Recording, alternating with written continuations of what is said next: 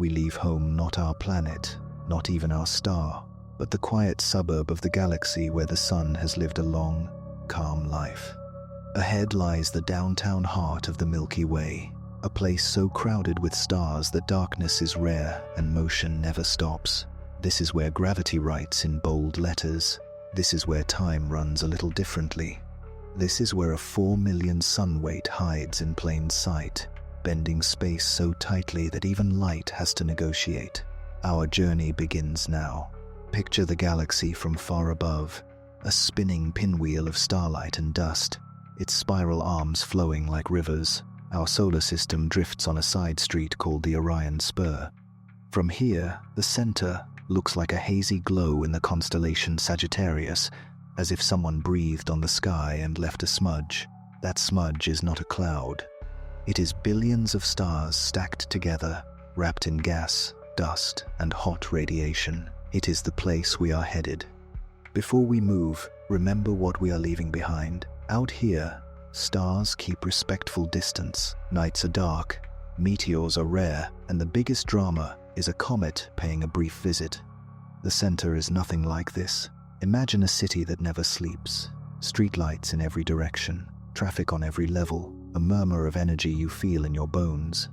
The farther we go inward, the thicker the crowd becomes, and the more the rules we take for granted start to bend. We set our course toward a landmark radio astronomers call Sagittarius A. It is not a single star, but a nest of emitting regions that surround the main character, a supermassive black hole named Sagittarius A star. Do not picture it as a vacuum cleaner swallowing everything. Picture it as a weight so heavy that it reshapes the dance floor. Stars orbit it the way planets circle the sun, only faster and on tighter turns. The first stretch is not empty. Between us and the center lies an ocean of interstellar clouds. They look smoky in visible light, because dust, tiny, dark grains, blocks and scatters starlight. In ordinary images, this dust hides the core. Switch to infrared, and the fog thins. The heat of stars glows right through, revealing a path. Switch to radio, and we hear the hiss of hydrogen gas. Switch to X-rays, and we catch sparks when matter falls too fast and gets hot enough to shout. As we cross the inner few thousand light-years, the star count climbs. Imagine looking out and seeing stars packed like city windows, hundreds in every snapshot. The airless void does not feel empty anymore. It feels alive with motion. Some stars are newborn, wrapped in leftover gas. Others are ancient, red and steady, the elders of the Bulge. Gravity pulls on everything from every direction, so orbits twist into complicated paths. Watch a bright dot here for a while, and you can see it slide across the sky. We pass star clusters with names that sound like legends: the arches, the quintuplet, tight swarms of hot blue suns that would outshine our daylight 10,000 to 1 if they were near us. We cannot linger. Their light would bleach our senses, and their winds would push on us like weather. They teach a simple lesson. In the galactic core, everything is turned up. Temperatures, speeds, densities, and the stakes for anyone passing through. A question rises, as it always does when we talk about black holes.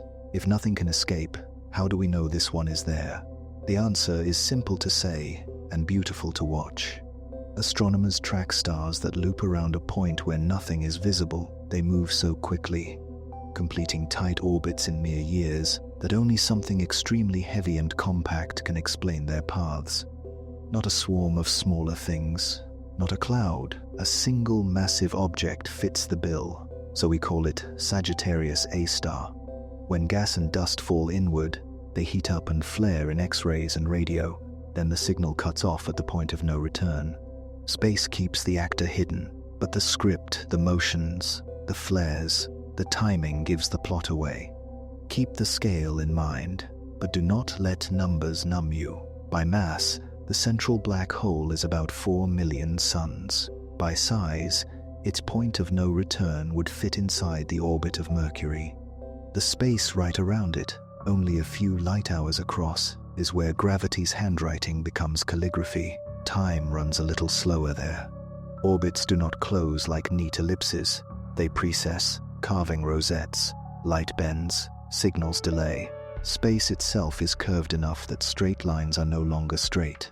Why make this trip? Because the center of the Milky Way is the only supermassive black hole we can study this closely. It is our lab for extreme physics and our mirror for what other galaxies might hide. It tells the story of how galaxies grow and feed, how stars form where pressure is high and patience is short, and how gravity can both nurture and destroy. It is dangerous, yes, but danger is not the point. Understanding Island, so take a breath, settle into your seat. Ahead, the black bulge spilling over the horizon brightens into a dense field of glittering stars. The city limits are behind us, the lights are in our face. In the next chapter, we will cross the last veil of dust and step into the central molecular zone, a ring of turbulent gas that feeds the heart. If you have ever wondered what it feels like to approach the edge of a story where the rules change, keep listening. The next part begins now. We slip behind the last black lanes of dust and enter a storm the size of a galactic heart. Astronomers call this roiling ring the central molecular zone, but you can picture it as the beltway of the Milky Way's downtown, a crowded loop of gas and dust around the core.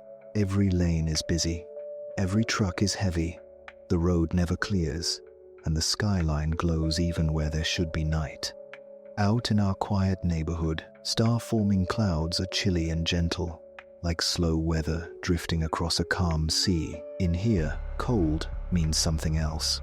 Even the dim pockets are warmer than the clouds back home, and the gas is whipped into a froth.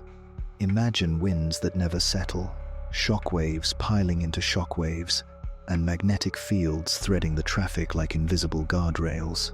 This is a factory floor where stars are assembled in bulk, not in singles, but in clusters borne shoulder to shoulder. The raw ingredient is hydrogen, the simplest stuff in the universe. Mix in a little carbon, oxygen, and nitrogen. Add dust grains, tiny flecks of soot and sand, and you get clouds that can clump and collapse. When a dense patch forms, gravity squeezes until it glows as a star. That is the quiet version. The downtown version is different. Here, pressure is high, collisions are common, and gravity gets a shove from chaos. The clusters that form are compact and crowded, full of heavyweights that live fast and die young, blasting the neighborhood with light and wind. As we drift past the first giant clouds, the ship's radio receivers crackle. Nature puts neon signs on certain neighborhoods. Some molecules behave like natural lasers, but in microwave light astronomers call them masers. When those razor-thin radio spikes appear, we know gas is thick and energized, like steam whistling from a kettle. Masers outline newborn stars and the narrow jets they fire as they carve tunnels through the surrounding cloud. Dust hides the scene from ordinary eyes. Radio and infrared cut through the dust and reveal their shapes. Ahead looms a famous complex, a continent of gas rich in chemistry. If smell could travel through space, thankfully it cannot.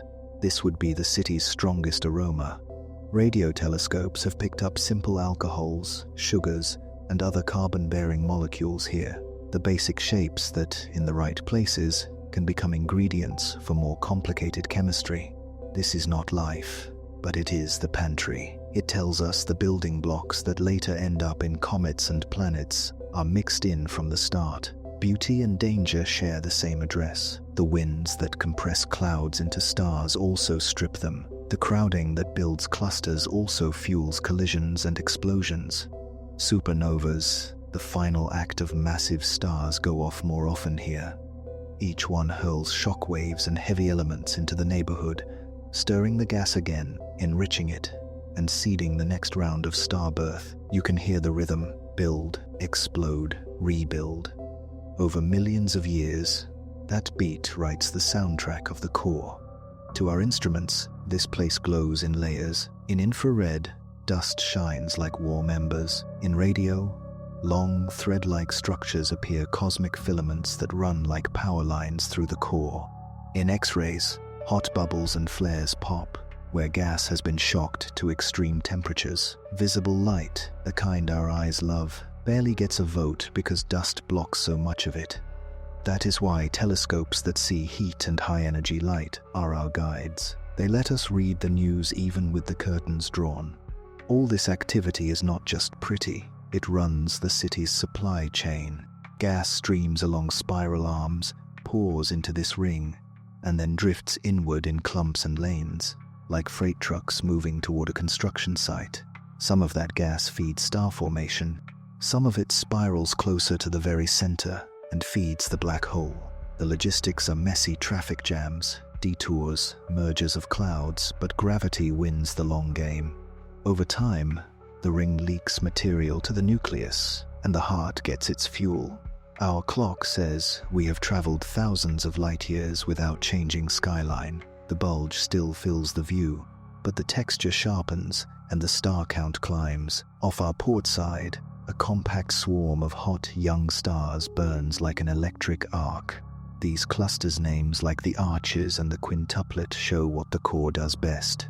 It does not just make stars, it makes them in batches, including giants that blow hurricane-force winds and sculpt the gas into glowing arches, shells, and ridges. The space ahead tightens, the traffic narrows, the lights grow harder and whiter. Somewhere in that glare is a compact swarm, just a few light years across millions of stars packed into a volume that would dwarf our entire solar neighborhood. That is the nuclear star cluster, the living halo that rings the black hole. There, stars whip around so quickly you can watch their positions change in a single human lifetime. Those motions are the cleanest handwriting of gravity we have ever read. Take a breath. We are almost at the Milky Way's front door. The lights gather into a fever-bright swarm, the nuclear star cluster, the downtown roundabout where stars race like sparks in a grinder. In this tiny neighborhood, only a few light years across, the sky is never still. Points of light slide, arc, and whip around an invisible anchor.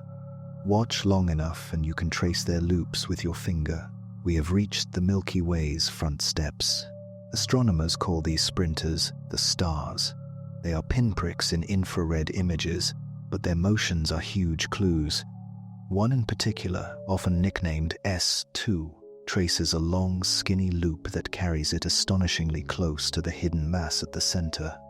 In our calm suburbs, a star might take hundreds of millions of years to circle the galaxy. S2 does a lap in roughly the span of a human generation. When it swings closest, it sprints so fast that Einstein's effects become visible in real time. How do we see any of this through the smoky dust? We cheat, carefully. Big mountaintop telescopes use lasers as artificial guide stars, sharpening their vision by correcting the blur of Earth's air in real time. With that steadied view, observers take rapid snapshots night after night, stacking and comparing them like frames of a stop-motion film. The dots move, the loops appear. Even without seeing the central object, the dance reveals the dancer. Those steps carry messages. As S2 dove toward its closest point, the color of its light shifted a little toward the red. Gravity stretched the waves, just as general relativity predicts. After the swing-by, its path did not close neatly. The ellipse rotated, carving a flower-like rosette over time. That gentle twist is spacetime's curvature signing its name. Tiny far from the center, these effects are written big enough to read here. Now, for the anchor. We call it Sagittarius A star. It does not shine in visible light, but it mutters in radio, and sometimes flashes when clumps of gas fall inward and heat up. Picture a campfire that normally smolders but sometimes snaps a brief flare, then quiet again. Our black hole is underfed compared with the monsters in active galaxies. It snacks rather than feasts. That is safer for visitors. Less food means fewer jets, and less constant fury. Though the neighborhood is still no place to linger, around the anchor runs a tangle of streams and a thin, hot atmosphere. Astronomers nicknamed some nearby lanes the mini-spiral, curving filaments that funnel material toward the center. Magnetic fields thread those streams like unseen wires, guiding charged particles and storing energy. Every so often, a compact, dusty object swells as it dives inward, puffs up under stress, and then survives the flyby, a reminder that the core is messy and full of surprises. You might ask whether anyone has seen the black hole itself, not with eyes, but with the planet-sized network of radio dishes called the Event Horizon Telescope. Astronomers stitched Earth into one giant lens and drew the silhouette, a blurry, glowing ring with a dark middle. The dark patch is not a surface. It is a shadow where light falls inward and cannot return. The size of that ring matches the mass inferred from the star dances. 2 yardsticks, one answer. A central object, 4 million suns heavy. What would it feel like to approach? A supermassive black hole spreads its gravity over a wide area, so the famous spaghettification tides near the boundary are not instantly lethal the way they are for small black holes. But other dangers dominate. Hot gas skims around at a good fraction of light speed. Charged particles buzz along magnetic rails, and sudden flares can punch out in X-rays. Even the light is bent into arcs and ribbons, so the view becomes a funhouse mirror. Clocks run a touch slower. We drift closer, taking a cautious route that threads between bright knots. Around us, the nuclear star cluster hums like a beehive. Some stars are young and fierce, throwing off winds that carve the gas. Others are old and steady, their light a warm backdrop. Collisions and close calls happen more often than instinct expects. Binaries can be pulled apart. One star slingshots outward into the galaxy, while its partner is tossed inward toward the maw. Ejections like these may explain lonely speedsters far from the center. Pause and look back. The bulge behind us is a velvet wall of glitter, and beyond that lie the spiral arms where we began. Perspective bends here at the core. The galaxy looks inside out. The everyday rules still work, but they must be amended, like traffic laws rewritten for a city with 10 layers of roads. Our instruments pick up a flicker, a brief brightening near the center, the kind of flare that says a knot of gas just lost a bet with gravity. The glow climbs, then fades. In that heartbeat, we are reminded that nothing here is static. The black hole is quiet most of the time, but not asleep. It listens, and when food arrives, it answers. One more threshold lies ahead, the inner hot flow where orbits blur into one-way spirals. Beyond that is the point of no return, the boundary past which every path tips inward. We will not cross it. We will skim the edge, watch light bend back on itself, and feel the tug that makes clocks hesitate. This is as close to the center of the Milky Way as any traveler can stand, and still tell the tale. Set your focus. In the next section, we will station keep beside the streams of the mini-spiral, read the weather of magnetic fields, and follow a single loop of hot gas as it circles the black hole in minutes. The heart of our galaxy is about to show us how it beats. We ease into a holding pattern just outside the danger zone, where space is more a boiling surface than a quiet stage. The streams of gas that form the mini-spiral are not gentle rivers. They are narrow, bright lanes sliding over warped ground. Invisible rails guide them, magnetic fields braided through the core. We cannot see the lines directly, but we can read the weather they create. Light from hot gas carries faint polarization, a compass that shows how the field is arranged and tangled. Follow one strand. A knot of gas has wandered too close to the center and stretched into a glowing loop. It does not fall straight in, like a skateboarder riding a bowl. The loop circles, dips, and climbs, losing energy to friction with thin, hot plasma. Each lap brings it closer to the edge. The nearer it skims, the faster it moves and the brighter it glows.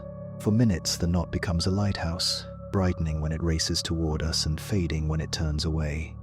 Here, relativity is not a chapter in a book, it is the house rules. Time runs slower where gravity is strongest. Light takes curved paths.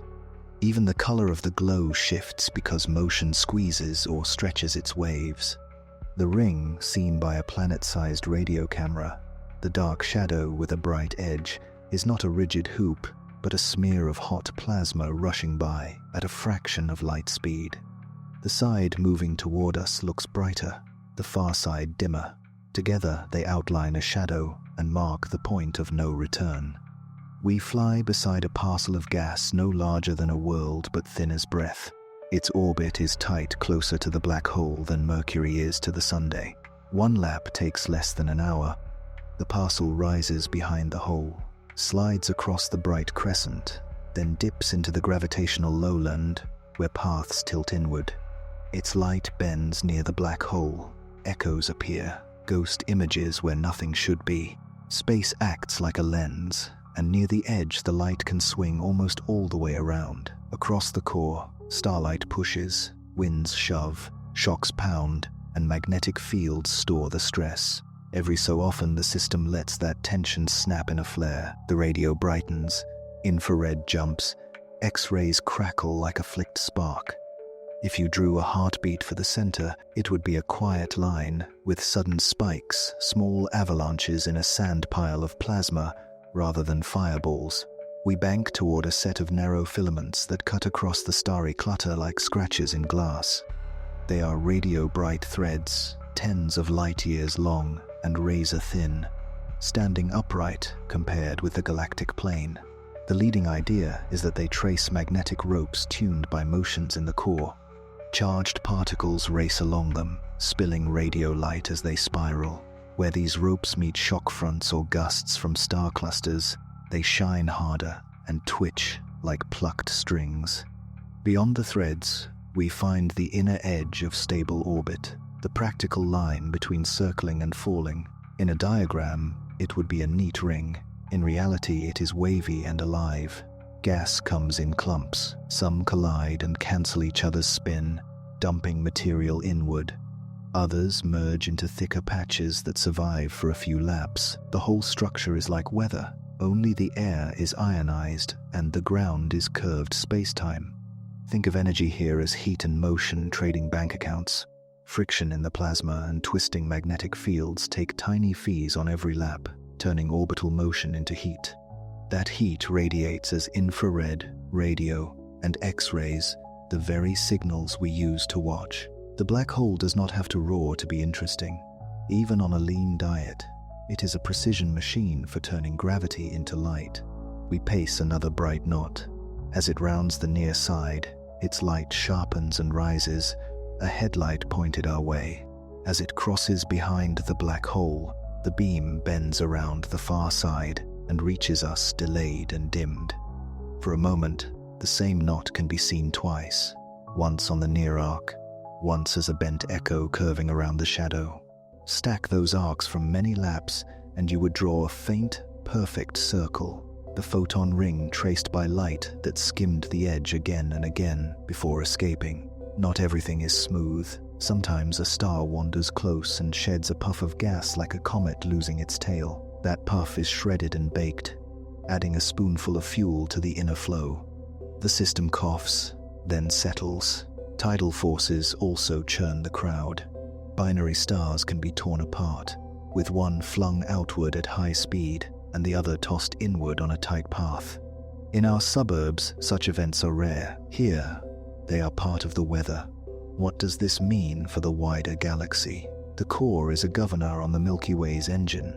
When it feeds more actively, winds and outflows can blow material back into the bulge, slowing star formation. When it is quiet, gas can slip inward and the factories in the ring run hotter. Over cosmic time, the black hole and the galaxy grow together, each nudging the other's pace. Ours is mild today, but scars in the surrounding gas hint at hotter episodes long ago. We could hover here for months and never see the same pattern twice. The rules repeat, the details don't. That is the charm of a living system. But our job is to learn and move. Ahead lies a broader view up and out of the plane to look back across the central bar, the bulge, and the long spiral arms from a new angle. From that height we can watch how stars, gas, dust, and dark matter share the work of keeping the galaxy spinning. We have heard the heartbeat. Next, we listen for the rhythm that keeps the whole disk in time. We rise above the plane of the galaxy like a drone lifting over a glowing city. Dust lanes that looked like black rivers from within now lie flat beneath us, and the lights of the bulge swell into a lantern. Switch your inner eyes to infrared, and the Milky Way's core stops hiding. The glare blooms, smooth and almond-shaped, crossed by an elegant bar of stars. That bar is not a decoration. It is a slow-turning conveyor, a grand handle the galaxy uses to move its own material. As it turns, it tugs on gas and dust, steering them along straight dark lanes on its leading edges. Those lanes are cosmic highways heading inward, the supply routes that feed the ring we just left, and, in the long run, the black hole itself.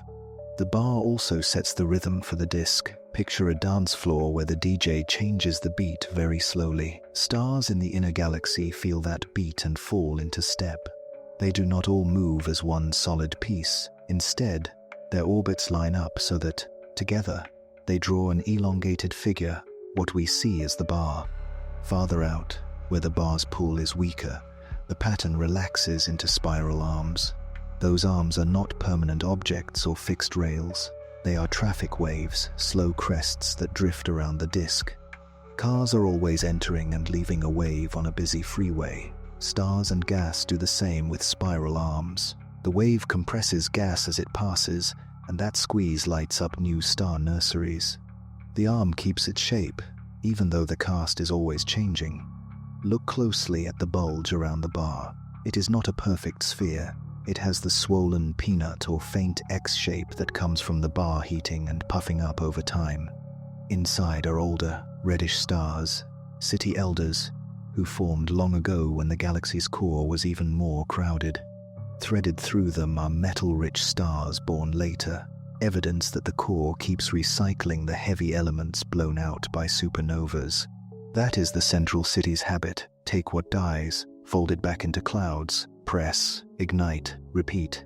Below us spreads the disk, thin, bright, and surprisingly orderly for so vast a thing. It is layered like a city, too. The thin disk is where most of the young action happens. Gas, dust, open clusters, blue stars that burn hard and fade fast.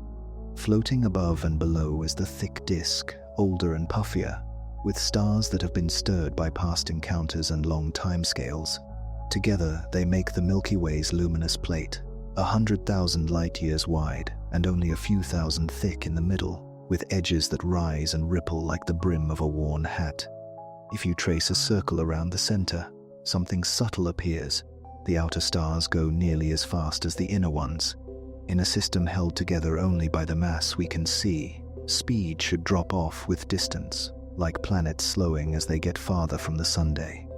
But the galaxy's rotation curve stays flat, a calm line where we expect a decline. The simplest reading is that most of the Milky Way's mass is invisible. We give it a practical name: dark matter.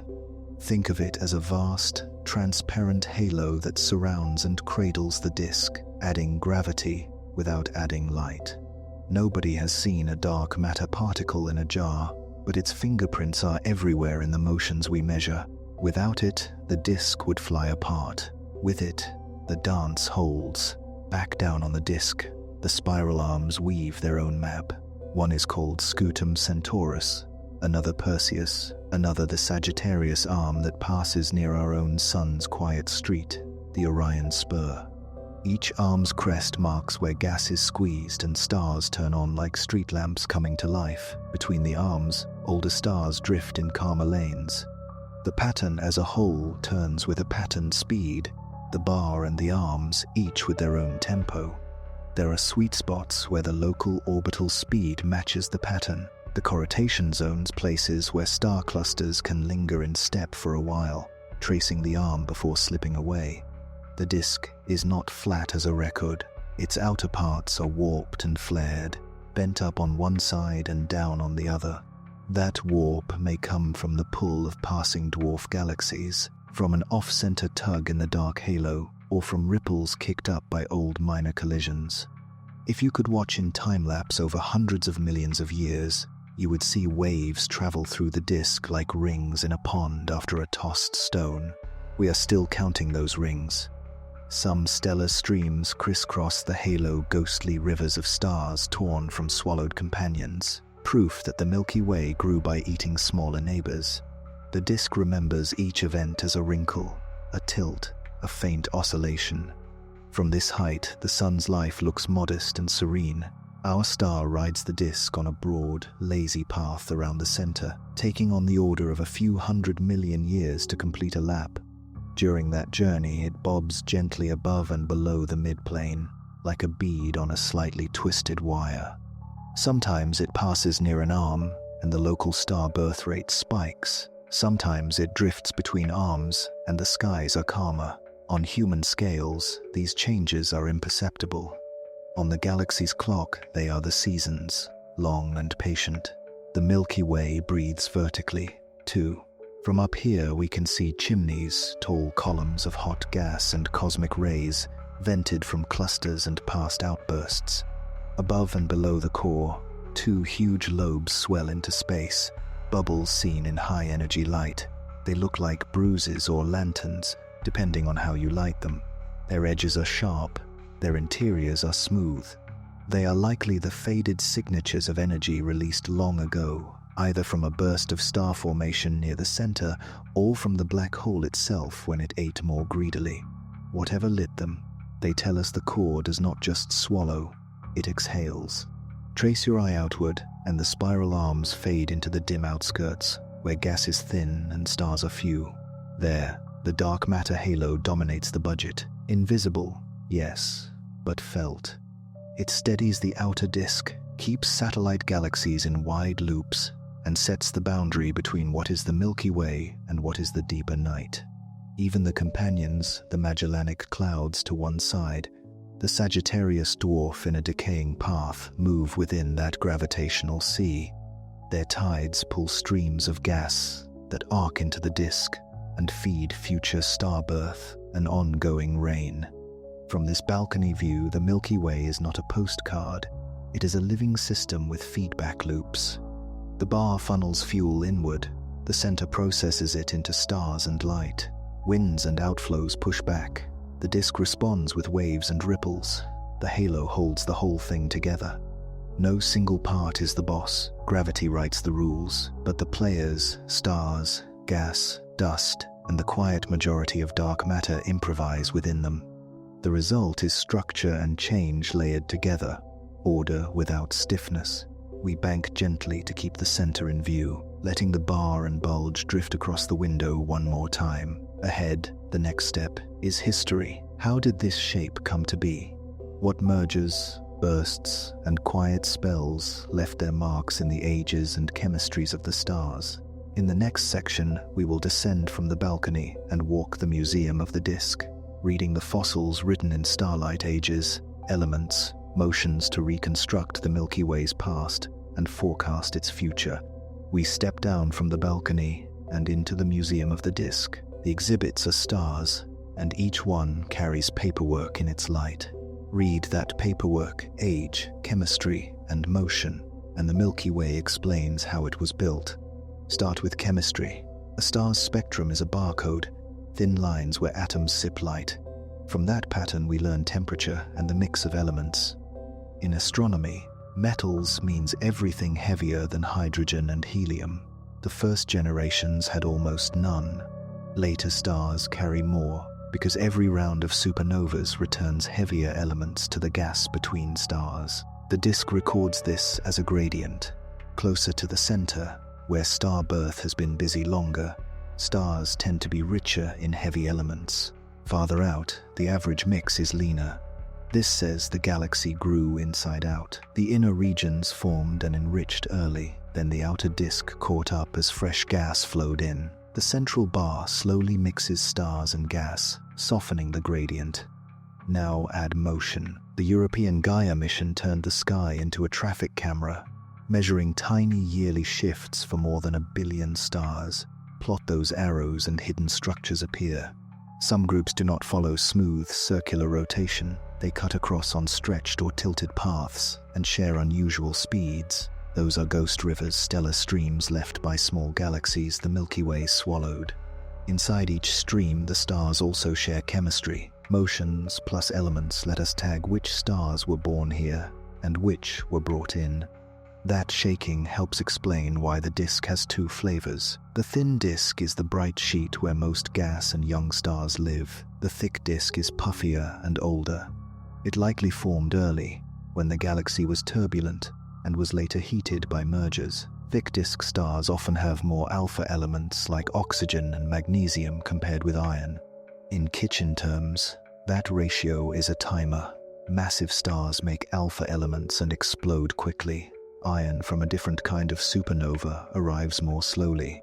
A high alpha to iron ratio points to fast, intense star formation. A low ratio signals a slower build. Open clusters are our dated exhibits. These loose groups of hundreds or thousands of siblings were born together and share age and chemistry. By comparing their colors and brightnesses, we can clock them. Tides and passing clouds dissolve them. Far above the disk, globular clusters hang in the halo like old lanterns. They are tightly bound and ancient time capsules from the galaxy's youth. Several show chemistry that does not match our main family, clues that they were adopted, relics of small galaxies the Milky Way consumed.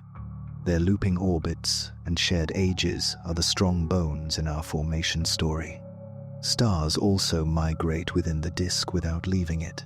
Spiral arms and the bar act like moving walkways. When a star crosses just right, it can swap a bit of its circular energy for a new orbit at a different radius. Over billions of years, many stars drift inward or outward by thousands of light years. That mixing explains why a single neighborhood can contain a surprising variety of ages and chemistries. Even the Sun may be a traveler, born somewhat closer to the center and eased outward to our present orbit. Gas is the other half of the museum, always in motion and always recycled. Massive stars blow bubbles and carve cavities. Supernovas punch hot chimneys that vent into the halo.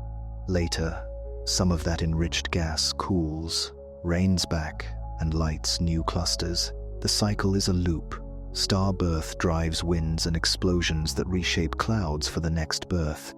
Sometimes, the center leaves a larger stamp. Two giant lobes rise above and below the inner galaxy, seen in high-energy light.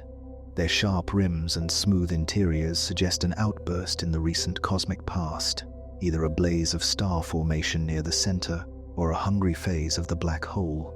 Whatever lit them has faded, but the bubbles remain. Proof that the core does not only swallow, it exhales. Put the clues together, and a picture emerges. The Milky Way began as a swarm of smaller clouds and star clusters that merged.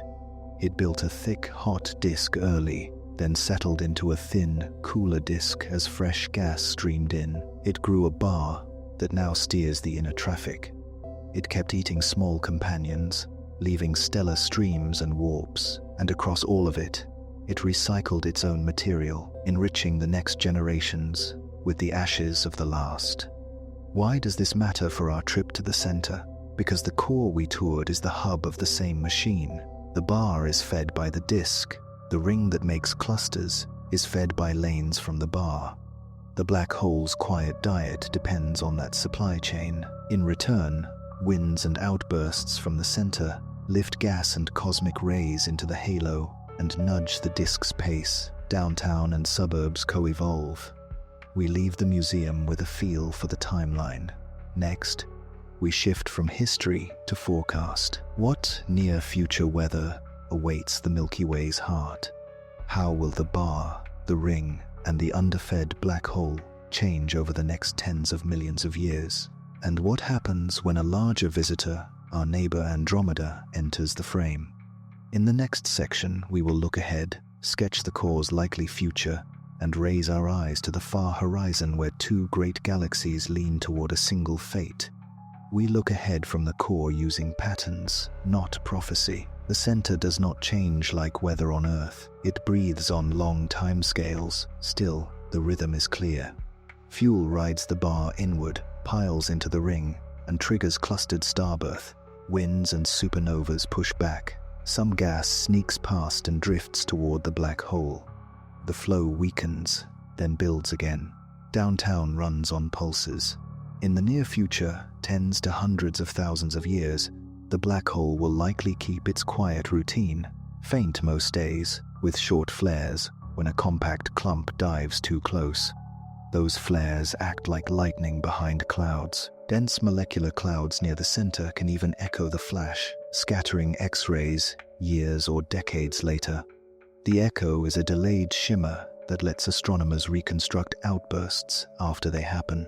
The nuclear star cluster will keep reshaping itself. Young, massive stars will live fast and explode, stirring and enriching the gas. Older stars will shed steady winds that feed the inner flow.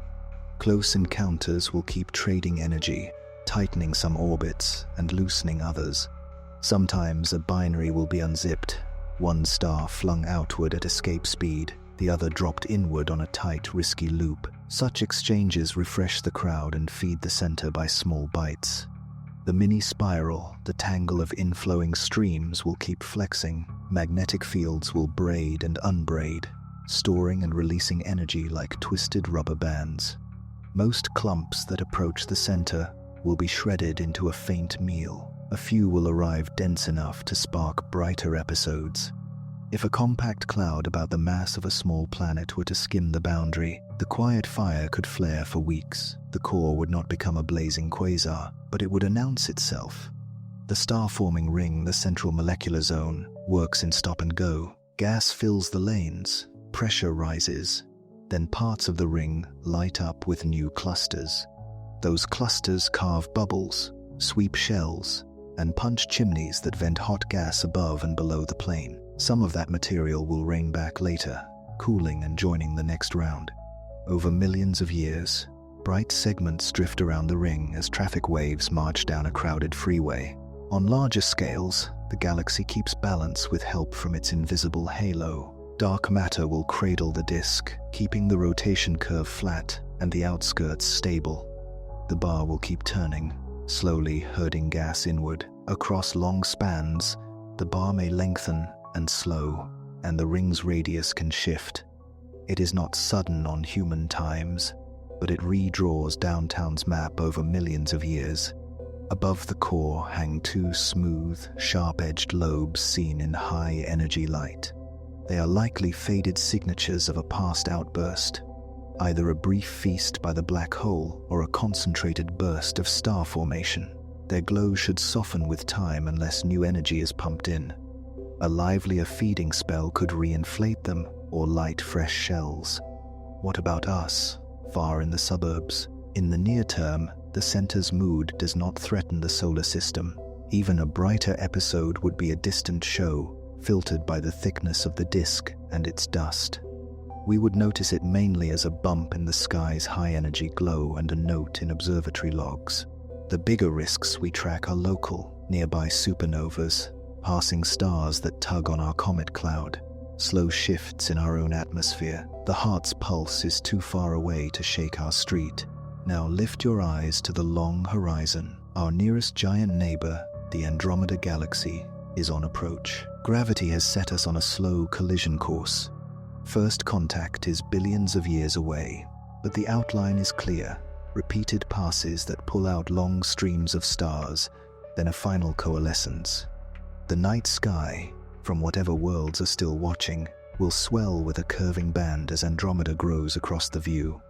At the centers, two supermassive black holes will begin a heavy dance. Andromeda's central object outweighs ours by a wide margin. Friction with surrounding stars and gas will drain the pair's energy, drawing them together until gravitational waves carry away the last balance and the two become one. That merger will shake spacetime with ripples that race across the cosmos. Locally, gas funneled to the core could spark a brief, bright phase before supplies thin and the light settles. The remnant galaxy, often nicknamed Milkomeda, will be rounder and deeper, its orbits more scrambled than today's calm disk. Star formation may flare during the encounter as clouds are compressed, then decline as gas is used up or heated. The sun, if it still burns, will most likely migrate to a new, wider path far from the center. It is unlikely to be swallowed. Space is mostly space, even in a merger.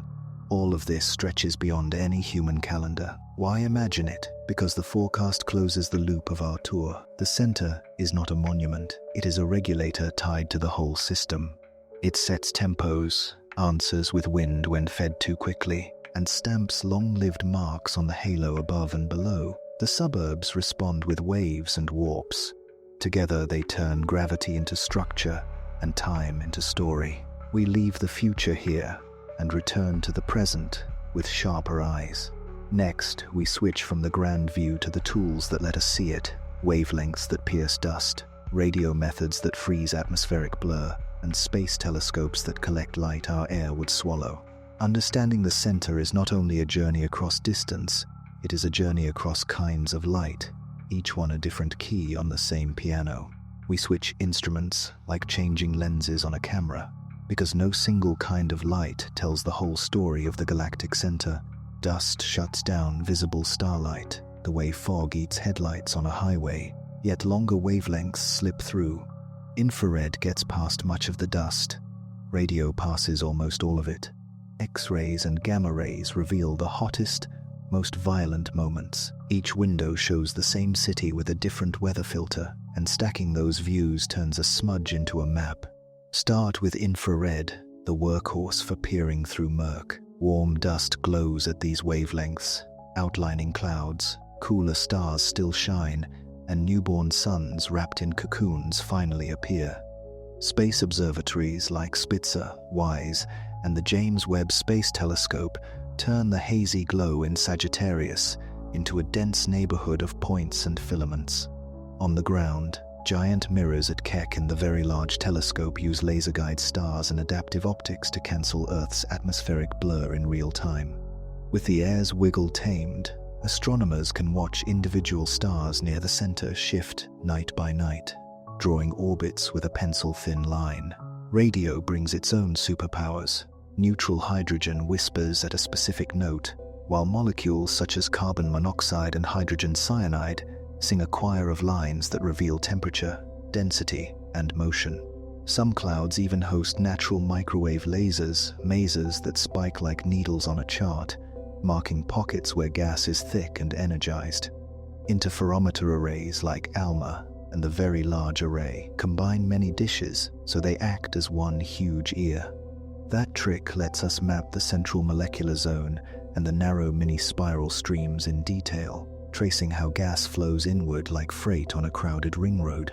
Go shorter in wavelength, and the heat becomes true high energy. X-ray observatories such as Chandra, XMM Newton, and NuStar see hot, thin plasma at millions of degrees, bubbles punched by supernovas, bow shocks from stellar winds, and brief flares when clumps of gas skim too close to the black hole and light up before crossing the point of no return. Gamma-ray spacecraft add the most dramatic strokes, the diffuse glow of cosmic rays, and the knife-edge rims of the giant lobes that swell above and below the core like twin lanterns, relics of past outbursts. To draw speed limits on our map, we read Doppler shifts. When gas or stars move toward us, the lines in their spectrum slide a hair bluer. Moving away, they nudge redward. That tiny shift clocks orbits, measures inflow along the mini-spiral, and weighs the black hole by showing how fast nearby stars must run to stay in their lanes. In crowded fields, astronomers use integral field spectrographs, cameras that record a small spectrum for every pixel, so they can separate overlapping sources by both color and motion, like unbraiding voices in a choir. Polarization is another compass. Light can become partly lined up after passing through dust grains, and those grains tend to align with magnetic fields. Measuring that alignment in infrared or radio sketches the directions of the fields that thread the core. Those fields steer charged particles, sculpt the razor-thin radio filaments, and store stress that can snap in flares.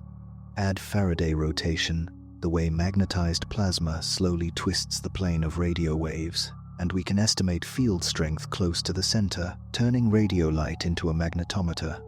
Sometimes time is the best lens. The center flickers. Nearby clouds act as mirrors. An X-ray flash can scatter off a dense knot years later, lighting it like fog glowing after distant lightning. By comparing the echo's delay with the cloud's position, astronomers reconstruct when and where the original spark happened, turning the heartbeat of Sagittarius A star into a timeline rather than a snapshot.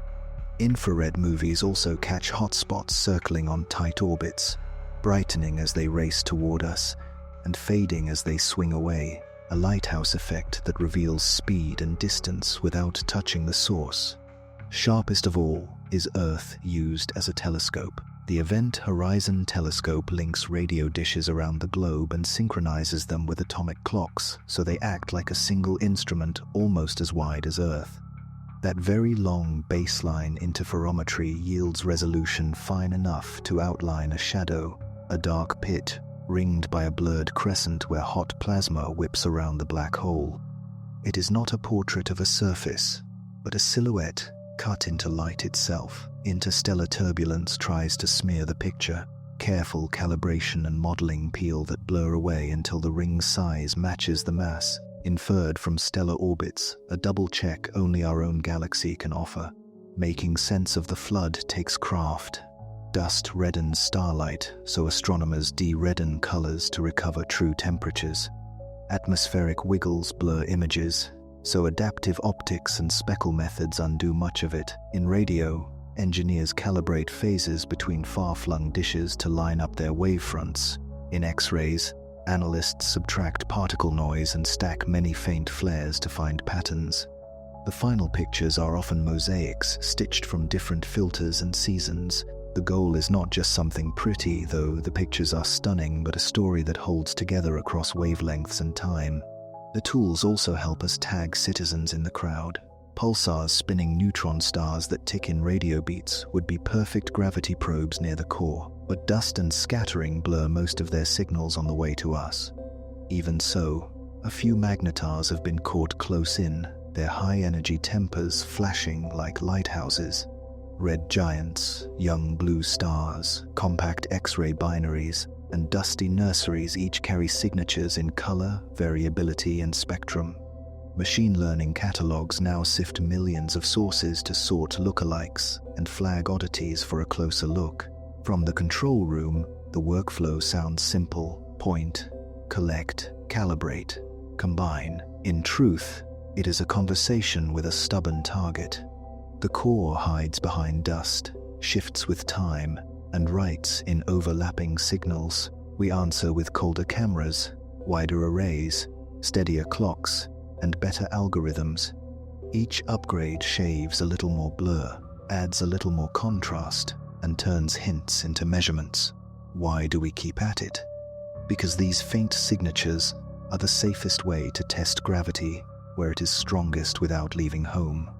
They show how gas feeds a quiet black hole, how star clusters grow in crowding and chaos, and how energy climbs from cold clouds to hot bubbles and finally into the halo. Next, we leave the control room for street-level stories. One runaway star, one magnetar, and one wayward cloud, the kind of characters that make a city feel alive. Street-level stories carry the weight of a city, and the galactic center is no different. Maps and numbers help, but people remember characters. Meet 3, a runaway star, a temperamental magnetar, and a wayward cloud that wandered too close to power. Together they turn the core from a diagram into a place you can picture and almost feel. First, the runaway. Imagine a star launched like a stone from a sling. Most stars drift through the galaxy at calm neighborhood speeds. A few, though, sprint so fast they can outrun the Milky Way's gravity and never return. How do you kick a sun that hard? One clean way is a broken partnership. Picture a tight pair of stars, a binary brushing past the black hole. Gravity reaches in like a pickpocket. It steals one star into a tight bound orbit and flings the other outward with a brutal bonus. The one that escapes becomes a hypervelocity star, a bright traveler fired from downtown by the galaxy's heaviest engine. Follow our runner as it clears the core. Behind it, the downtown lights smear into a silver streak. Ahead, the spiral arms widen like open highways. The star is not torn apart. It keeps its shape and heat. Fragile planets, if it had any, likely won't survive the kick, but the star itself flies on. Over millions of years, it will rise into the halo and grow old in solitude, maybe leaving the galaxy entirely. When telescopes find one of these speedsters and trace its path backward, many arrows point to the center. That's a stamp on the sky, thrown from downtown. Runaways are more than good stories. They are rulers for gravity. Their speeds and directions tell us how often binaries roam the core, how strong encounters must be, and how heavy the hidden anchor island. The center isn't just a sink, it's also a slingshot. Now meet the Magnetar, a city siren you can't hear, but detectors can. A Magnetar is a neutron star, the crushed core of a massive star packed into a sphere the size of a city, and armed with a magnetic field so strong it could erase credit cards from moon distance. Near the galactic center, one of these objects flashes in X-rays and radio like a faulty streetlight. Each pulse is a tick of a cosmic clock. Time those ticks as the signal threads the crowded, magnetized plasma near the core, and you can read the weather, how rough the gas is, how strongly it bends and rotates radio waves, how tangled the magnetic scaffolding has become. This single magnetar became an instant probe of the neighborhood. Its pulses sometimes hiccuped, hinting at starquakes, sudden cracks in an ultra-dense crust. Between hiccups, the steady beat crossed the core and reached Earth carrying a fingerprint of the route. From that fingerprint, scientists mapped turbulence and magnetism within a few light years of the black hole. No wire was strung, no drone was flown. A ticking ember did the job. And the fact that a magnetar lives so close in tells us something else. The core recently made massive stars that died young. Downtown builds fast, breaks fast, and leaves tools behind. Onto the wayward cloud, astronomers spotted a faint, fuzzy object on a path that would skim very close to the black hole. It looked like a small, dusty cloud. As it approached, it stretched like taffy and brightened. Headlines predicted fireworks, a cloud ripped apart and swallowed, a feast that would light the center for months. Then, reality reminded us not to rush the ending. The object, nicknamed G2, slipped through, battered but not destroyed. The simplest reading was that G2 wasn't just gas but a dust-shrouded star, maybe a young object still wearing its birth cocoon, or a pair wrapped in a shared envelope. Dense heart, fluffy coat, the coat got tugged, the core survived.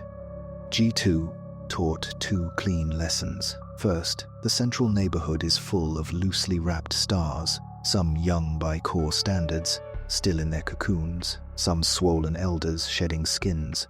Second, predictions about hungry black holes must be careful about the menu. Dense, compact things can live through close passes, fluff tears easily. Many encounters end not in fireworks, but in crumbs, a spoonful of fuel that warms the inner flow and fades. The center snacks far more often than it feasts. Thread these stories together, and you get a feel for the streets. Encounters are common, partnerships are fragile. Tiny differences in angle or timing decide fates. Stay, wander, escape. Gravity is the referee, but magnetic fields, shock waves, and stellar winds all nudge the ball. The same central mass that gently guides most stars into neat orbits sometimes boots one into the void. The same tangle of gas that glows day after day sometimes flares like a match. The same nursery that builds clusters in batches under pressure can peel a soft envelope from a young star on a single fast pass. Street life also explains puzzles we see farther out. Hypervelocity stars help confirm the black hole's heft and the supply of tight binaries near the core. Magnetar pulses let us weigh the magnetized air and estimate how clean the line of sight is for future discoveries, like pulsars even closer in. And odd, dusty objects like G2 show that star formation in the core is messy and fast, and that close encounters can strip and reshape young systems in one orbit. What would it feel like to stand in a safe bubble and listen? Not the blast of movie space, but a layered hush, the whisper of radio static, the soft sizzle of hot plasma, the metronome of a magnetar ticking through a forest of stars. Every so often, A brighter crackle and X-ray flare would rise and fall. The sky would never be dark. It would be permanent late twilight crowded with suns, with a warped crescent of light where space curves most. We end this street tour with our 3 travelers. The Runaway is already far, a needle of light headed for emptier country. The Magnetar keeps time, its beams sweeping like a lighthouse that never meets the sea. The wayward cloud circles on, thinner than before, a reminder that proximity to power is both dangerous and instructive. The core is not a monster in a cave. It is a complicated downtown whose rules you can learn if you watch long enough. In the next section, we'll widen the frame again. How does our calm, lightly feeding center compare with true powerhouses, galaxies whose hearts blaze as quasars? What would it take for ours to wake up?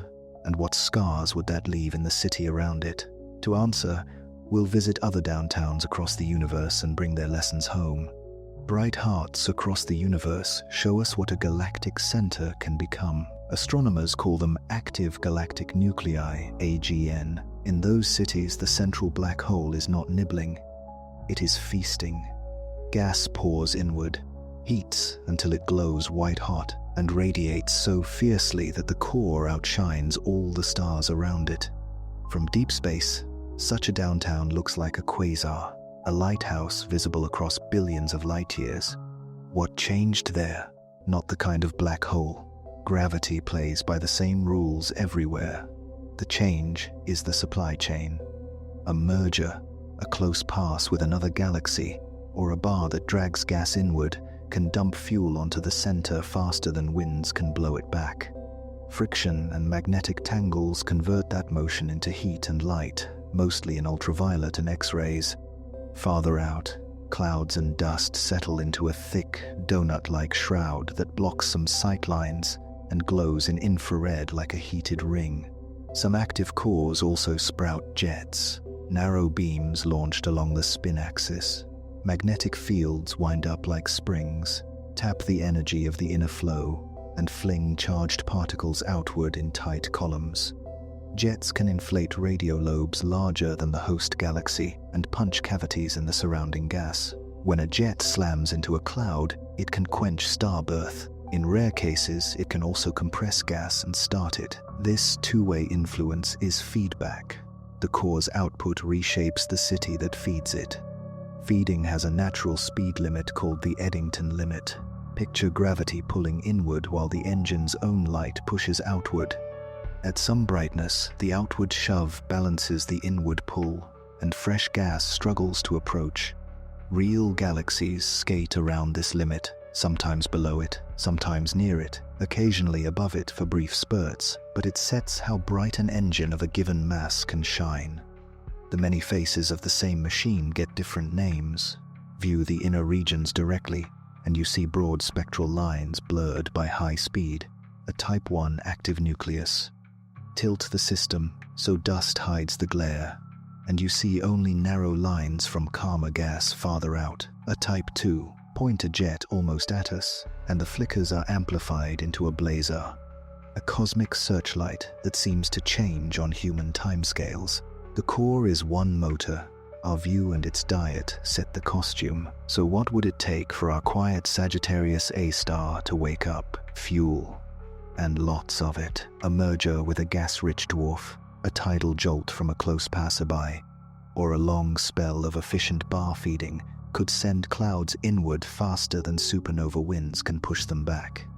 The central molecular zone would brighten in segments, the mini-spiral would thicken, and the inner flow would shift from snacks to meals. What scars would that leave?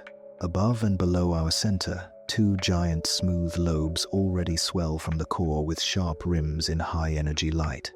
They are probably faded signatures of a stronger episode, either a starburst that blew super bubbles, or a brief feast by the black hole. A louder phase in the future would carve fresher bubbles, light more echoes, and drive tougher winds that would puff the inner disk and rearrange star formation for a while. Would Earth feel it? From our quiet street, even a bright central phase would be a distant lantern. Dust and distance would mute the harshest light. We would notice it as a rise in the sky's high-energy glow and a note in observatory logs, not as a global hazard. The center's tantrums are theater on the far horizon.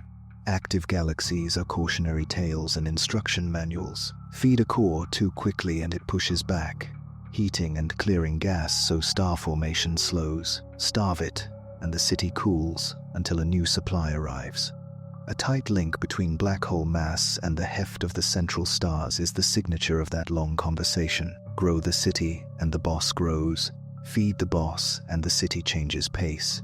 The duty cycle, the fraction of time a core spends, loud appears small. Even giant black holes doze most of the time, with short, bright spells. In quiet, we can read fine print, how orbits twist, how fields thread the gas, how heat climbs from cold clouds to hot bubbles. When Sagittarius A star twitches, we get both sides of the story, the calm baseline and the flare's script, caught with infrared cameras, radio arrays, and X-ray eyes. There is one more lesson from lighthouses far away. Some quasars show violent youth, gulping fuel with abandon. Safe-Earth galaxies look like middle-aged engines, active but not explosive. Others show embers and scars from meals long finished. By lining up these snapshots and comparing them with the bubbles and echoes in our own city, we can place the Milky Way on the curve, a mature spiral with a small, patient core that has had louder episodes and may have them again, but today prefers a low flame. We return from brighter hearts with gratitude for our quiet center. Quiet does not mean simple, it means legible. Our black hole's soft voice lets us hear the full choir of downtown. Newborn clusters, shredded clouds, braided magnetic ropes, and the slow, stubborn drift of fuel. If one day the volume rises, we will recognize the tune and know which instruments are taking the lead. Next, we come home to the night sky and learn how to find this hidden heart from Earth, why it hides in Sagittarius, and when the seasons give the clearest view, we come home to the night sky to find the Milky Way's heart the old-fashioned way, with our eyes, a quiet place, and a patient look. The core hides in the constellation Sagittarius, low in the south for most northern observers and high for people farther south. You cannot see the black hole itself, and you do not need to. What you will see is its neighborhood, a crowded lane of star clouds crossed by dark rifts of dust, like city lights seen through drifting smoke. Pick your night. In the northern hemisphere, the core lifts in late spring, peaks in summer, and fades by early autumn. In June and July, it climbs highest. By August, it leans west after dusk. South of the equator, it rides much higher in winter. The farther south you are, the longer the window. Wherever you live, a moonless night turns a washed-out smear into a deep river of light. Now pick your place. Leave streetlights behind if you can. City glow drowns the faint Milky Way. A hilltop, a field, a beach, or a desert turnout all work. Give your eyes 20 to 30 minutes without white light, and they will grow far more sensitive. If you need a lamp, switch your phone to a red filter or use a dim red flashlight. One glance at a bright screen can erase the adaptation you patiently built. Face south if you are in the north, north if you are in the south, and sweep the horizon. Look for a giant hook, the constellation Scorpius with the red star Antares at its heart. To its left, or to the east, sits the famous teapot of Sagittarius. Once you see the pot, the Milky Way becomes steam rising from the spout. Follow that steam upward, and you are staring toward the galactic center. Binoculars turn that steam into texture. A simple 7x50 or 10x50 pair shows crowded fields, bright knots, and dark river-shaped gaps. Those gaps are not empty. They are dust, tiny grains that block visible starlight. This dust is why the black hole and the stars right around it are invisible to our eyes. Infrared and radio pass through. We cannot. But just outside the thickest fog, you will see rich star clouds, faint clusters, and dim patches of glowing gas. If you like landmarks, sweep near the teapot's lid and handle. Wide photos from that area often catch the Sagittarius star cloud, a natural window into the bulge. A little below and to the side, Long, dark lanes cut across the river of light, easy to see without gear if the sky is truly dark. That bright and dark contrast is the classic summer Milky Way look from mid-northern latitudes. You can record the scene with almost any camera, put it on a tripod, use the widest lens you have, and try a 10 to 20 second exposure. A modern phone in night mode will surprise you. The camera stacks faint light your eyes cannot hold long enough to see. In the picture, you may find soft colors, warm golden star clouds toward the core, blue reflections from dust, and faint pink where hydrogen glows. To the eye, the same features look like silver smoke and fine grain, still beautiful, just quieter. Why does the center hide at all? Dust. The inner galaxy is thick with tiny carbon and silicate grains. Like talc, they scatter and soak up blue light best, so the view is reddened and dimmed. Redder light slips through more easily. That is why infrared telescopes on mountaintops and in space can see straight into the core and watch individual stars move. The same dust makes visible light images dramatic by drawing dark silhouettes across the star clouds. If the core is low for you, learn to read the horizon. A thin bank of haze can erase detail. Wait for a dry front, a clear night after rain, or air that feels crisp. Humidity and smoke fatten stars and dull the river. If you live under heavy light pollution, even an hour's drive helps more than you expect. You do not need names to enjoy the view, but a few guideposts help. Scorpius points the way. The teapot anchors your aim. The steam is the Milky Way. The densest steam marks the center's direction. If you want one more secret, learn a small patch called Bade's window, a natural skylight through the dust. You will not see a literal frame, but wide photos often show that area as one of the brightest, finest grained regions near the teapot. There is a pleasing humility to this hunt. The object we are after rules a region where time runs a little slow and space curves, yet we find it with a picnic blanket. We cannot see the black hole, but we can see the city's glow, the lanes of dust, and the star crowd it governs. That is enough to feel connected. When you finally catch the Milky Way arching, you are not just looking at stars, you are looking down the main boulevard toward the home office. A last tip for memory: sketch, even badly. Draw the hook of Scorpius, the teapot, the river of steam, and any bright clumps you notice. The act of sketching makes you see more and remember longer.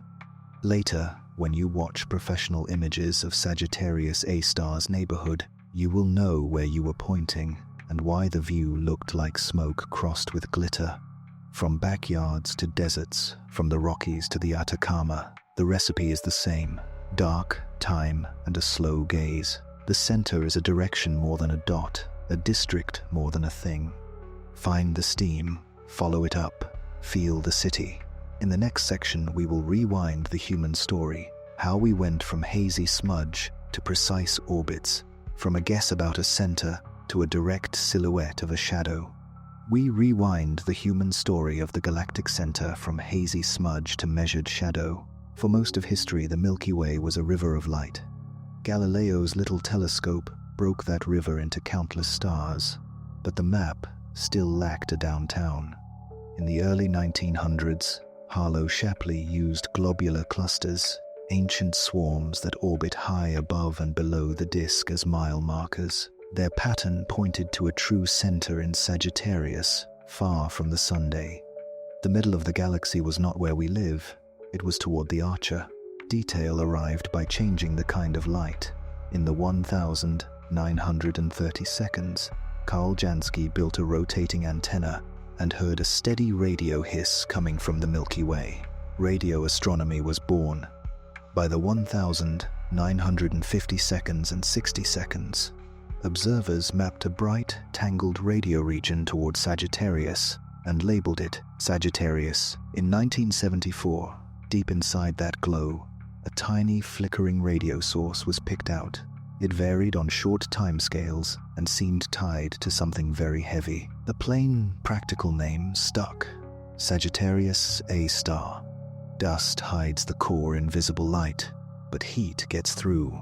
In the late 1980 seconds and 90 seconds, speckle imaging and then adaptive optics sharpened ground-based infrared pictures by undoing Earth's atmospheric blur in real time. Two teams, one centered at UCLA, one at the Max Planck Institute in Germany, began a patient watch. Year after year, they tracked faint points sliding around an invisible focus. One of those points, later labeled S2, traced a long, skinny loop in roughly the span of a human generation. At closest approach, it sprinted so fast that Einstein's predictions became visible. Its light shifted slightly red under gravity, and its orbit precessed like a flower, not a perfect ellipse. Add up the motions of many stars, and the verdict was clear. Only a compact object about 4 million suns in mass could hold them in such tight, fast paths. Space observatories widened the map. Chandra saw hot, thin plasma and brief X-ray flares. Spitzer traced warm dust and star-forming lanes in the central molecular zone. Later, the James Webb Space Telescope began peeling back finer structure in the gas that feeds the heart. On the ground, Keck and the Very Large Telescope kept the stellar movie running with adaptive optics, while ALMA and the Very Large Array mapped cold molecular clouds and razor-thin radio filaments, magnetic ropes lit by racing particles. Together, those instruments turned a messy glow into a layered city plan. Precision pushed closer still. In 2018, the gravity instrument on the Very Large Telescope Interferometer measured a gravitational redshift during S2's swing-by relativity, tested in the wild, and tracked bright hot spots that seemed to circle the black hole in minutes, lighthouses marking orbits tighter than Mercury's. In 2020, the Nobel Prize in Physics honored the decades-long campaigns that weighed the dark anchor at our center and made its nature hard to doubt. What about a portrait? For that, we needed the whole planet as a camera. The Event Horizon Telescope linked radio dishes worldwide with atomic clock timing to create an Earth-sized aperture. In 2022, the collaboration released an image of Sagittarius A star, a blurry ring with a dark interior, the silhouette of bent light around the hole. It was not a glossy photo of a surface. Black holes have none but a shadow carved into radiation, matching the size predicted from stellar orbits. 2 yardsticks, 1 answer. Along the way, street-level characters turned into tools. A Magnetar, a neutron star with a ferocious magnetic field, flared within a few light-years of the center. Its radio pulses threaded the magnetized gas and acted like a probe of local weather, revealing turbulence and field strength. A dusty object, nicknamed G2, stretched like taffy during a close pass and survived, hinting it was a star wrapped in a loose envelope rather than a free-floating cloud. X-ray light echoes flickered in nearby clouds years after flares, letting astronomers reconstruct the core's recent mood from reflections. The methods behind these results are quiet triumphs. Adaptive optics uses laser-guide stars to sense the air's wiggle and correct it in milliseconds, letting 10-meter mirrors draw pencil-sharp positions in a crowded field. Interferometry combines light from separated telescopes so they act like a larger instrument, trading engineering pain for breathtaking resolution. Very long baseline radio work demands clocks synchronized to within billionths of a second across continents. Careful calibration, smarter algorithms, and stubborn patience did the rest. The story is not done. A dream target is a fast-ticking pulsar in a tight orbit around Sagittarius A star. Its radio beats would let us read space-time like sheet music, testing gravity in a stronger field than any lab can make. New surveys are combing the core for such clocks. 30 to 40-meter class optical telescopes now rising will see fainter, closer stars and track their paths with finer precision, catching tiny twists that reveal the black hole's spin. On the radio side, next-generation arrays will map cold gas streams in even finer detail and watch the mini-spiral feed the center almost in real time. Even gravity itself is joining the cast. Future space observatories will listen for low-frequency gravitational waves from heavy black hole pairs and for whispers from small stars spiraling into giants, events that write the last pages of the dances we have been watching.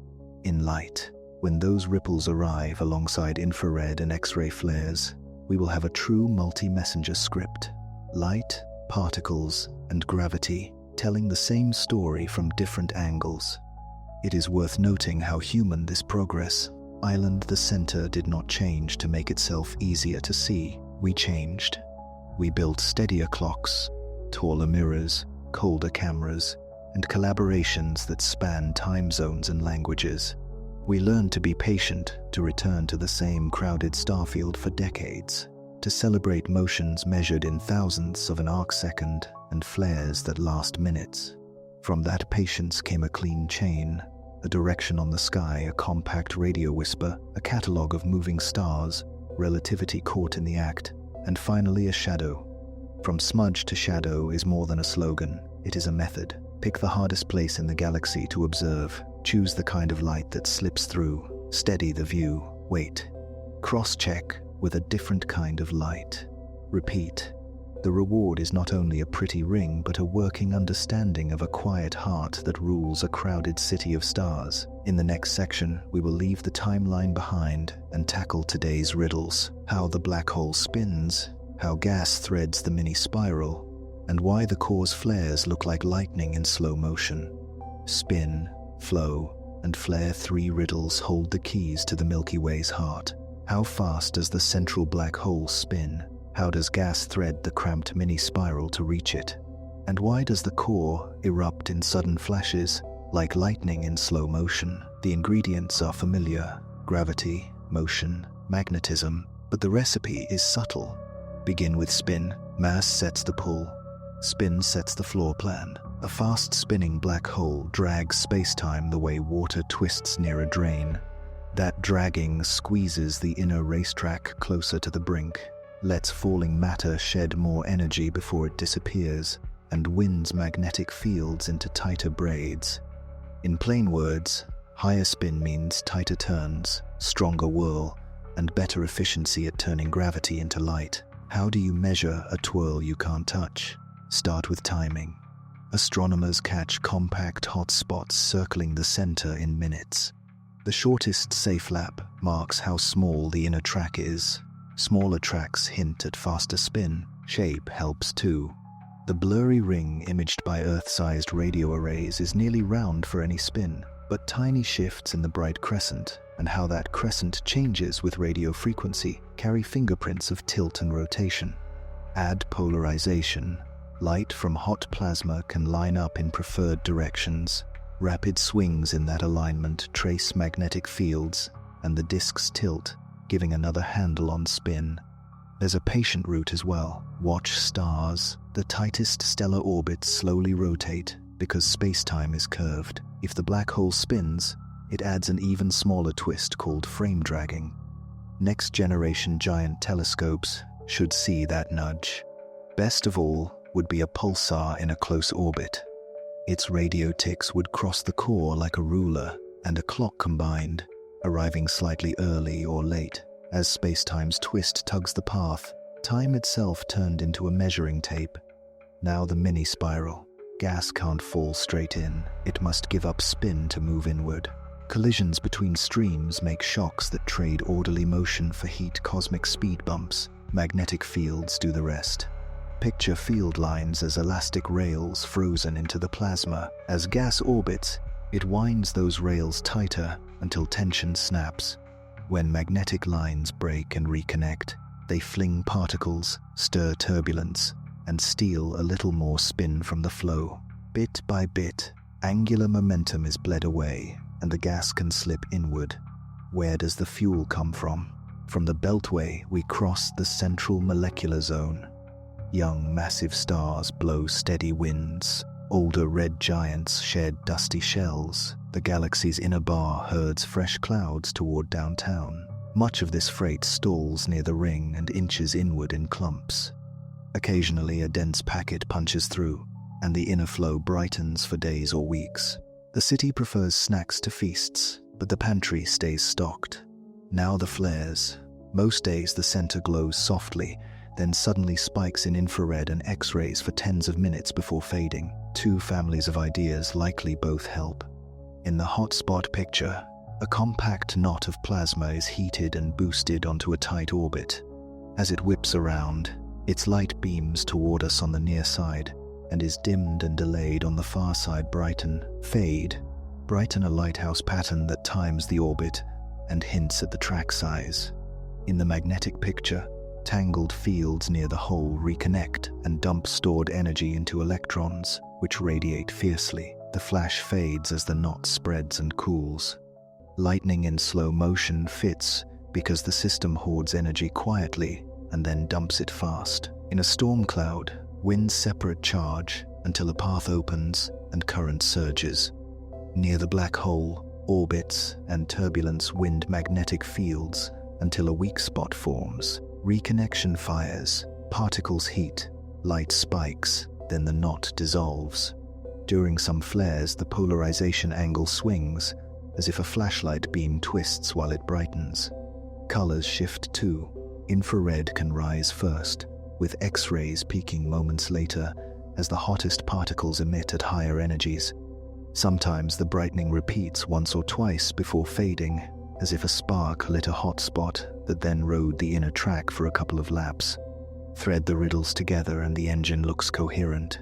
Spin fixes the playground size and how hard space-time is dragged. Magnetic fields stitch the playground with invisible rigging that stores stress. Inflow arrives lumpy, so stress builds unevenly. When it snaps, a flare writes an electric exclamation point on the sky. Even at a low flame, gravity is turned into light with crisp efficiency. A trickle of mass, carefully slowed and stirred, becomes a pulse that reaches us across 26,000 light-years. What would turn hints into ounces? Movies and metronomes. Movies will come from sharper radio arrays that can make true time-lapse images of the crescent over a single night, and from infrared interferometers that can track hotspots lap by lap. Metronomes would be pulsars found closer to the center. Their clean beats would measure space-time's twist and the fog of plasma along the path with exquisite precision. Add fast polarimeters to watch the angle of light swing during a flare, and today's sketches harden into measurements. Until then, the method is patience. Stack small truths, check one kind of light against another, watch again. We already know the mass. We know the center prefers a simmer with brief boils. We know gas reaches the inner lanes by losing spin in shocks and magnetic tangles. We know the flashes happen on inner orbit times. Each upgrade steadier clocks, colder cameras, wider arrays shaves away guesswork and leaves a cleaner blueprint. There is joy in not knowing everything. A solved puzzle would be a postcard. This is a living neighborhood that changes by inches. Tomorrow's flare, next year's filament, the star found a breath closer in a decade. Each will tighten the pattern. Next, we'll step beyond instruments and sit with what this journey gives us. Beyond facts, how standing near a quiet black hole sharpens our sense of time, risk, patience, and our place inside a spinning, starry city. We have reached the part of the journey where facts give way to feeling. Standing beside a quiet black hole changes how we think about time, risk, patience, and place. The physics still matters, but now it acts like a handrail while we look over the edge. Time first. Near the center, clocks run a hair slow. Far from it, they run a hair fast. The difference is tiny for travelers who keep a safe distance, yet the idea is large. Time is not a single drum everyone marches to. It is elastic, shaped by gravity. Bring that thought home and everyday waiting feels different. Some truths need seasons, not seconds. A long exposure reveals stars our eyes miss. A long experiment reveals patterns a snapshot hides. The core reminds us that a good story can take decades to tell, and that waiting is part of the method, not a delay. Risk next. Black holes attract the word danger, and the center deserves respect. But the real lesson is measured courage. Astronomers did not dive across the boundary. They learned to watch from where the math says you can watch and return. They built tools to work around dust, blur, and noise. They took smart risks, betting years on methods that might fail, and accepted that nature would keep some cards face down. We can copy that posture in more ordinary lives. Check the map, keep a margin, and then go when the window opens. Patience is the quiet hero of the story. The core did not pose for us. We stayed long enough to catch it off guard. Teams returned to the same field night after night and year after year. They fixed the wobble of the air, stitched radio dishes into a planet-sized lens, and waited for stars to make a lap. Nothing about that is instant. The result is not only a ring and a number, but a habit of mind. Pay attention, write everything down, compare notes, let the picture sharpen. Slow practice is not the enemy of discovery. It is the price. Place might be the deepest shift. We live on a bright bead in a thin disk, parked in a side street of a barred spiral. The center is 26,000 light-years away. Neither we nor it sit at the middle of the universe. That fact used to bruise egos. Now it feels like relief. We do not have to be central to be meaningful. We are one district in a city of districts, built from the same materials, bound by the same gravity, warmed by stars that forged our bones and blood. The phrase "we are star stuff" stops being a poster quote and becomes a literal address label. Awe and humility arrive together. The core is extreme, yet legible. It bends light and edits time, yet it yields to steady questions. Standing here, even in imagination, shrinks the loud parts of life and lifts the quiet ones. Curiosity, careful work, shared credit. It also expands the size of we. No single country could build the Event Horizon Telescope. No single decade could track stars from first dot to loop. The center teaches collaboration without sermons. There is also a lesson about fear. Monsters in stories eat travelers. This one mostly ignores us. Space is mostly space. Respect the hazards, yes, but do not give them the script. The danger worth guarding against is boredom and cynicism, the habits that say there is nothing new to learn or that patience is for other people. Look up on a dark night and the Milky Way argues back without a word. Wonder, however, loves a home. You can carry a piece of downtown sky into daily life by keeping small rituals. Step outside on clear nights, even for 1 minute. Learn 3 bright stars that point towards Sagittarius. Save 1 image that moved you and look at it when a day feels thin. Write a few lines about what you saw or thought. The page will remind you later that the world is larger than the mood you were in. Meaning is not an added layer we paint on top of nature. It is the feeling that arises when we meet nature halfway. The facts we learned about the center mass, orbits, flares do not cancel the shiver. They deepen it.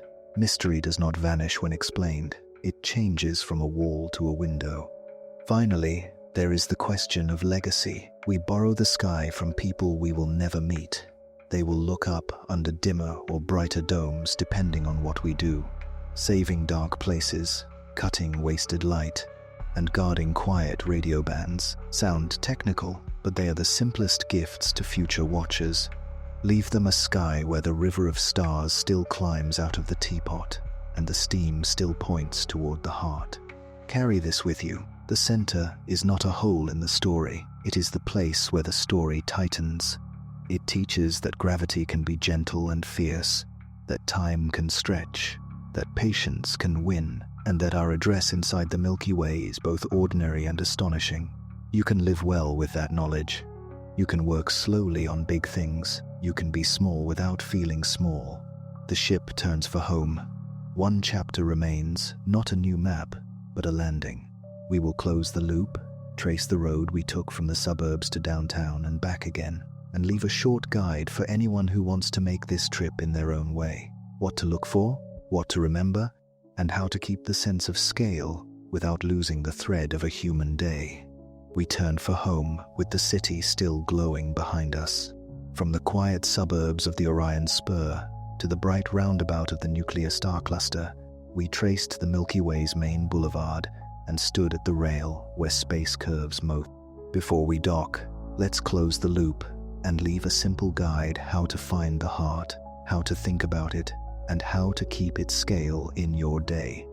First, the road we took. We left the calm between neighborhood stars and crossed the dusty lanes that hide the inner galaxy. We entered the central molecular zone, a ring where clouds collide, mazes spike like neon, and clusters are born in batches.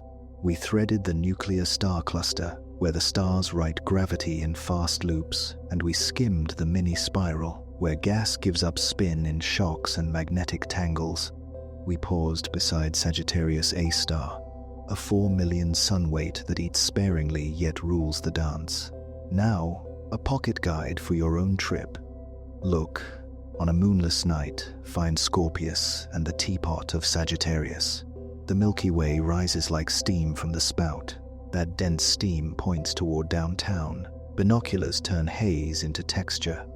A sketchpad turns minutes into memory. Listen. The core speaks in many voices. Infrared whispers of warm dust and newborn stars. Radio hums with hydrogen, molecules, and razor-thin filaments. X-rays crackle during brief flares. When you see a news image, ask which voice you're hearing. Think in flows. The bar is a slow handle. It feeds the ring. The ring is a factory. It feeds clusters, and sometimes the black hole. The core answers with winds and bubbles. Nothing here is static. If the picture seems noisy, you are looking at a living supply chain. Hold scale gently. If the sun were a grain of sand, the Earth would be a dust mote, a step away, and the distance to the galactic center would be a march of thousands of miles. That's too big to feel, so use 2 anchors. A summer night for direction, and a human lifetime for the fastest stellar lapse. Translate numbers into stories. 4 million suns means a city where stars finish an orbit in years, not eons. 26,000 light-years means the light in tonight's photo left when Ice Age humans walked under unfamiliar constellations. Minutes-long flares mean hotspots riding inner tracks closer than Mercury's path. Respect limits. Astronomers test gravity near the edge without crossing it. We can copy that, know the line, keep margin, and move closer, step by step. Curiosity is brave when it is careful. Share the sky. The core we described is a collaboration in plain sight. Dishes on every continent, mirrors on mountaintops, people swapping data across languages and time zones. Wonder scales best when it is shared. Take someone outside, point at the steam. Keep one ritual. Pick a window of sky and return to it. Watch how the Milky Way leans earlier each week, how the river brightens in dry air and fades in haze, how a familiar star clears one tree sooner in July than in May. Small, repeated looks turn a map into a neighborhood. Carry a 1-minute recap. The Milky Way's center is a crowded downtown wrapped in dust. A slow bar herds gas inward to a star-making ring. Some of that gas trickles farther in through a tangled mini-spiral to a quiet supermassive black hole. Stars near the center orbit fast and show relativity in motion. The core is mostly calm, with short flares that act like lightning in slow motion. Over billions of years, our galaxy will meet Andromeda, the 2 hearts will join, and the city will change shape, but space will remain mostly space. What does the journey give us back on Earth? A better night sky, if we choose it. Turn off the lamp that shines straight up. Shield the ones that must stay on. Guard quiet radio bands so pulsars and magnetars can still be heard. Support the observatories that make patient movies out of thin signals. These are small acts with large horizons, and it gives us steadier attention. The center is far, but attention brings it near. When work feels slow, remember the years it took to turn a hazy smudge into the measured shadow of a black hole. When fear tries to write the whole story, remember that space is mostly space, even downtown. When wonder fades, remember that all you need to find the heart is a dark field, a map of a teapot, and time.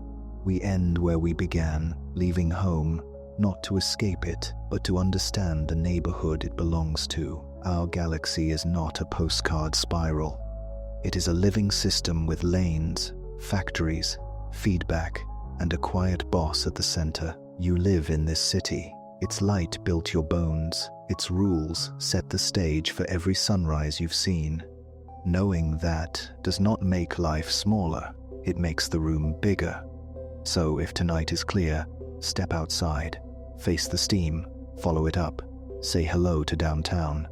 Then come back in, sleep well, and carry the scale with you, a slow clock, a patient eye, and the comfort that you live in a galaxy that keeps its own steady time. We close our journey where all journeys end, back under a night sky with a slower pulse and a wider room inside our heads. We have crossed dusty lanes, watched stars sketch tight loops, floated beside a quiet black hole, and learned how a bar, a ring, and a trickle of gas keep the Milky Way's heart alive. None of that was far away in spirit. It was a story about how gravity shapes crowds, how patience turns hints into maps, and how a city can run on feedback without a mayor that shouts. Hold 3 images. First, the teapot in Sagittarius breathing a river of starlight like steam. That is the signpost you can find with your own eyes. Second, the nuclear star cluster, a swarm of lights that move fast enough to betray an invisible mass. That is gravity writing in cursive, a sentence you can read if you watch long enough. Third, a blurred crescent around a dark center, the silhouette drawn by an Earth-sized radio camera. That is the outline that confirms the words. Keep 3 ideas. Time is elastic. Near heavy things it slows, and that is not philosophy but measurement. Risk can be wise. The safest path to the edge is the one drawn on a patient map. Wonder is practical. It builds cold cameras, steadier clocks, and a global chorus of dishes and mirrors that act as one. Remember the engine. Gas rides the bar inward, gathers in the central molecular zone, flares into clusters, and sneaks past in clumps along a magnetized mini-spiral. The black hole eats lightly, answers with brief flashes, and sometimes leaves bubbles in the halo like breath on glass. When fuel runs high, galaxies can blaze as quasars. When it runs low, they simmer like ours. The suburbs and the core trade pressure over ages, and the dark halo holds the whole dance together. Bring it home. If the sun were a grain of sand, the center would be a continent away, yet a person with a blanket and a red flashlight can still point to it. If a flare near the black hole lasts minutes, a human life can still count the lapse of a star like S2 over decades. If 2 giant galaxies will one day merge, our part is to keep the sky dark enough that the Milky Way is still visible to whoever stands here next. Carry one habit. Go outside when it is clear. Face the steam over the teapot. Let your eyes adjust. Listen for the quiet argument the sky makes against hurry and smallness. It says, you live in a city of stars, ruled by a soft-spoken center that bends light and edits time, and still your street matters. Your work can be careful. Your courage can be measured. Your patience can pay. We were never at the absolute center of anything and never needed to be. We are tenants in a galaxy that keeps steady time, citizens of a disk that turns inside a dark cradle we cannot see. That is not a demotion. It is a gift. It leaves room for surprise. It leaves room for each other. So keep the map. Share the steam and the hook of Scorpius with someone who has never seen them. Save one patch of darkness if you can. When headlines shout or days blur, look up and trace the boulevard to downtown and back again. The route is old now, but it will feel new each time you take it. The Milky Way is still turning. The heart is still beating, and you are still home inside it.